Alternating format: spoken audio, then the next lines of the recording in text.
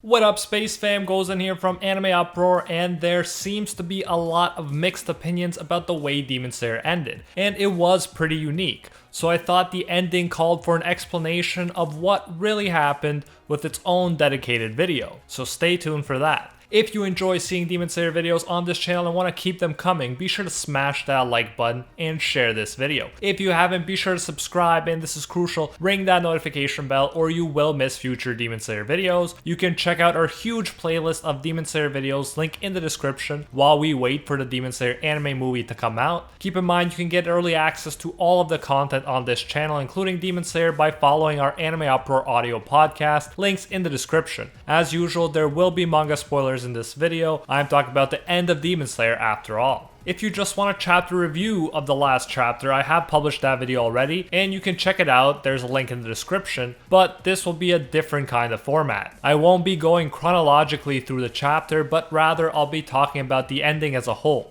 I've heard some people on Instagram saying that they weren't huge fans of the ending we got. They wanted more of Tanjiro, Nezuko, Zenitsu, and the rest rather than a chapter about the next generation. We should recognize that it's impossible to please everyone with an ending to a popular series. Just look at what happened with the Game of Thrones ending. But I will explain in this video, to the best of my ability, what actually happened with this ending to clear up some confusion and why I personally think it works as the ending of Demon Slayer. In reference to the idea that we should have gotten an ending with our main characters, I think we pretty much did get that. I said it when I reviewed chapter 204 that could have been a great ending for the story. It wraps things up nicely. Sanemi apologizes to Nezuko, our guys recover and pay their respects at the graves, they return home as humans, and they eat and talk happily into the night. The war with Muzan was over, and we got the happy ending for our main characters. That would have sufficed, however, it also would have left some loose ends. Like, did our ships come true, and did Iguro ever get his wish to be reincarnated as a human and to marry Mitsuri? It's nice to know that our main characters got what they wanted, but it's pretty sad that most of the extremely young pillars experienced such painful lives and then died fighting against Muzan. They never really got their happy ending. The Iguro reincarnation part may be weird for us to even imagine since we don't really talk about reincarnation much in the West. To help ourselves understand it better, we could look to Buddhism, which has had a major influence on the Demon Slayer story. In my review of the last chapter, I mentioned karma. In the dictionary, karma is defined in Hinduism and Buddhism as the sum of a person's actions in this and previous states of existence, viewed as deciding their fate in future existences, end quote. Thus, through good actions in their present lives, people can ensure happy futures for themselves in future reincarnations. However, bad actions will have the opposite effect. Because of karma, people who behave badly in this life will suffer more in their next lives, and they are also less likely to be reincarnated as humans. They might be reincarnated as an animal or something else entirely.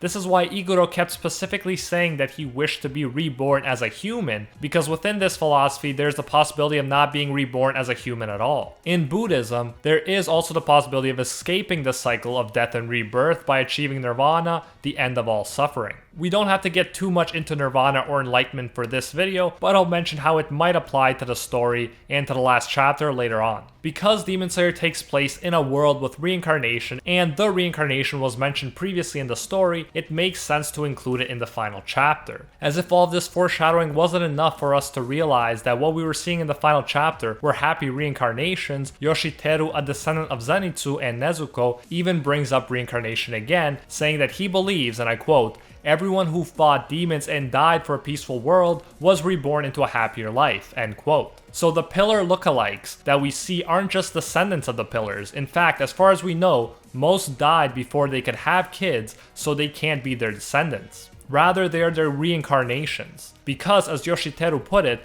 they fought demons and died for a peaceful world, they karmically earned to live these happy lives and have these happy endings. Thus, it's not just our main guys who got happy endings. Everybody who earned a happy ending through their actions got one, even if it took an extra lifetime or two to get there. And even as I compare Demon Slayer to Buddhism, keep in mind that Demon Slayer could put its own spin on these beliefs, and it doesn't have to follow Buddhism exactly. So there's room for interpretation and for creativity on the mangaka's part. You'll notice that we don't see any reincarnations of people that killed humans as demons. Bad dudes like Muzan and Upper Moon 2 Doma are nowhere to be seen. Perhaps they got reincarnated as bugs or something, but perhaps Demon Slayer has heaven and its opposite as well as reincarnation. The reason we might assume this is because at different moments in the story, like in chapter 156, characters talk about heaven. Akaza Sensei says that Akaza is still his son-in-law and student, but he cannot take him to heaven, implying Akaza along with other demons might be going to hell. So the Demon Slayer world might be a mix of different worldviews in one.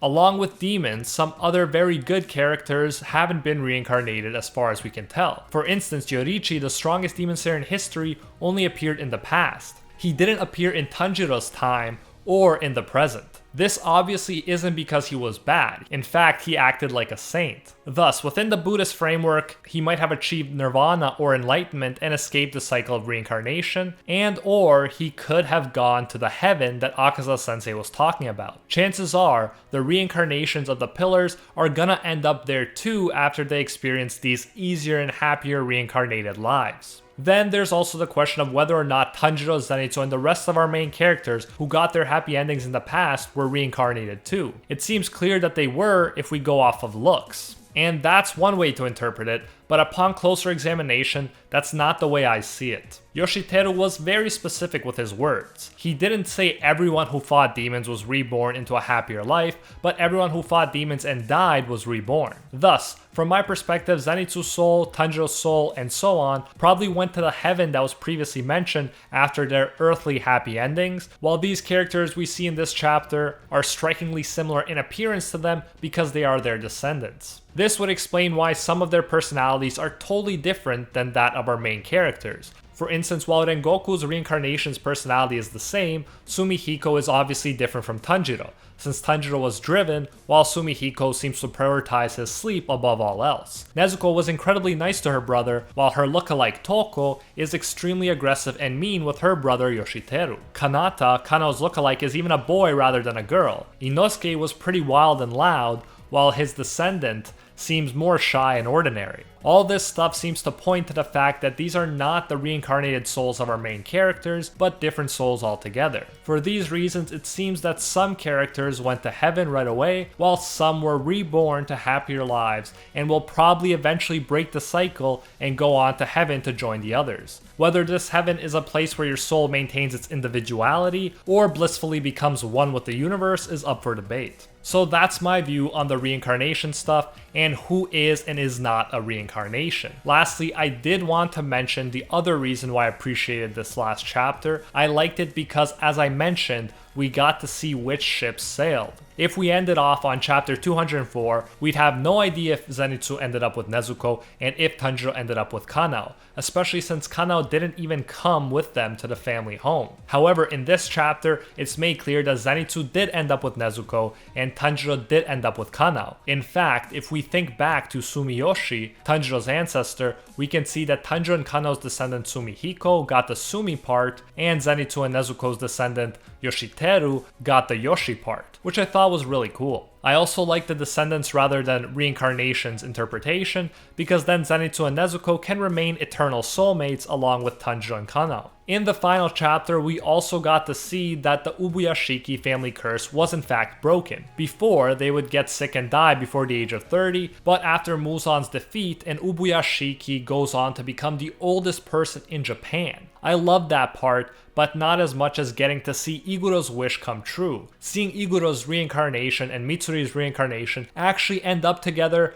made this an epic ending for me, and that's why I think this last chapter was not only good, but necessary for the story. And that is it for today's video. Let me know if you gained a new appreciation for the ending, or if you still aren't a fan of it, or if you were just always a fan like me. If you enjoyed this video, make sure to smash that like button and share this video. If you haven't, be sure to subscribe, and this is crucial, ring that notification bell or you will miss future Demon Slayer videos. You can check out our huge playlist of Demon Slayer videos, link in the description, while we wait for the Demon Slayer anime movie to come out. And you can follow our Instagram at AnimeUproar, link in the description, so you don't miss any updates for the Demon Slayer movie, anime, and spin-offs. Keep in mind, you can also get early access to all of our content on this channel, including Demon Slayer, by following our AnimeUproar audio podcast, links in the description. Lastly, the YouTube ad rates have significantly dropped recently, so the help and support we're getting from our AnimeUproar patrons is now more important than ever. A very special thank you goes to our patrons over on Patreon who help us survive these YouTube issues and who help make videos like this one possible. First and foremost, I want to thank the legend acknowledged by Lord Twigo himself, Efren A, and the 1-tier patrons, the ones who stand atop all clans: Steven Ingrata, Alola Natem, The World, Steelers, Tyson Corino, Acquire Respect, Pate Heffa, Jonathan King, Desi D, Brandon Aviles,